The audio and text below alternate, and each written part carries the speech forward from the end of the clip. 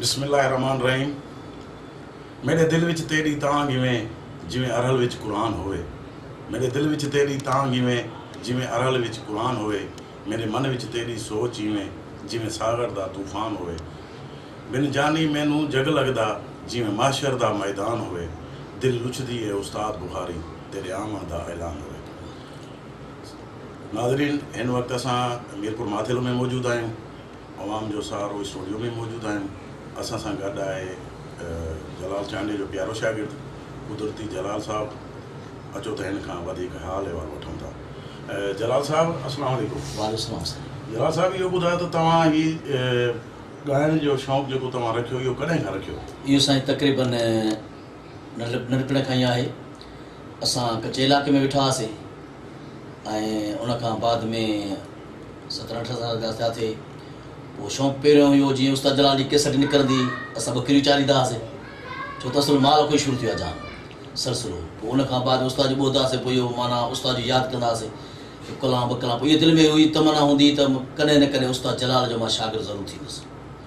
उन खां बाद में उहो वक़्तु थियो, दोस्तनि जे ज़रिए इंशाअल्लाह ताला उस्ताद जलाल चांडे वटि पहुतासीं। हुनजी मोरियारी जॻह मां पहुतुसि, जंहिंमें सूमर भंगर ऐं जुस पंवर ऐं गुलमन तीवणो जेके दिलशेर जा भाइर आहिनि उहे मौजूदु हुया। उते मुंहिंजो उस्ताद गानो ॿधो ऐं मूंखे रहण लाइ उते रहायो वियो। पोइ मां 2 सालनि खां बाद में वरी ख़ैरपुर नाथन शाह में बाबे जलाल जे नाले सां मां उते रहियुसि। उन खां बाद में पोइ त इश्क़ त सभु कंहिंखे हूंदो आहे। पोइ को हाल मस्तु, को ख़्याल मस्तु, को माल मस्तु, को मस्तु ई मस्तु। उन खे असां शुरू कयोसीं ऐं जेको ई मूं तस्वर ॻाइण जो कंदो आहियां पंहिंजे बाबे उस्ताद जलाल जे कंदो आहियां। इन हवाले सां अलाह जी महिरबानी आहे ऐं दोस्तनि जूं ऐं परस्तारनि जी दुआउनि सां इन मंज़िल ते पहुता। अच्छा, तव्हांजा जेको आहे ॻाइण जो जेको एल्बम आहिनि मार्केट में, केतिरा आया आहिनि एल्बम? 3 एल्बम जा आहिनि, माना जंहिंमें ऑडियो जेको तमामु घणा आहिनि, बाक़ी वीडियो थोरो आया। विच में बाबू जलाल चांडियो गुज़ारिजी वियो त मां ॻाइण खे पोइ न करे छॾियो, वरी पोइ ॿीहर शुरूआति कई मां। अच्छा, तव्हांजो मशहूरु कोई कलाम?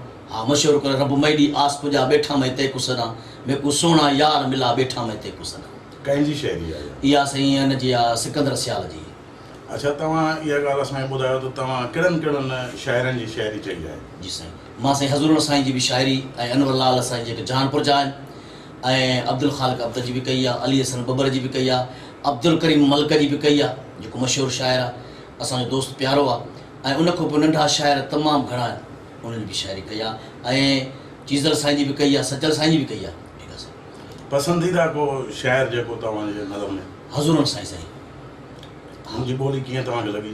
तमामु प्यारी, बाक़ाइदे सां क़ुर जी तिलावत कयो था, तमामु सुठी ॻाल्हि। उन जो को कलाम तव्हां? हा, तव्हां ॿुधायो था।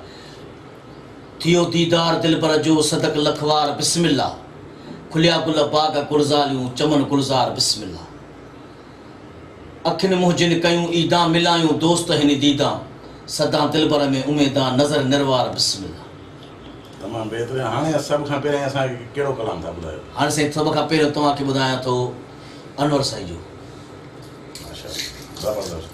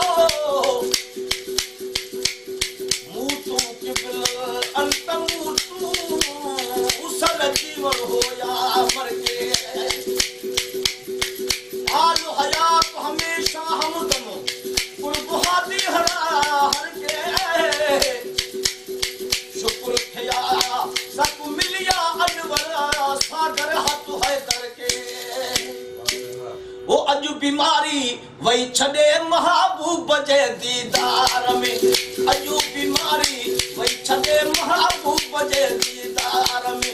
कुर्बान छा कई यार तू, कुर्बान छा कई यार तू,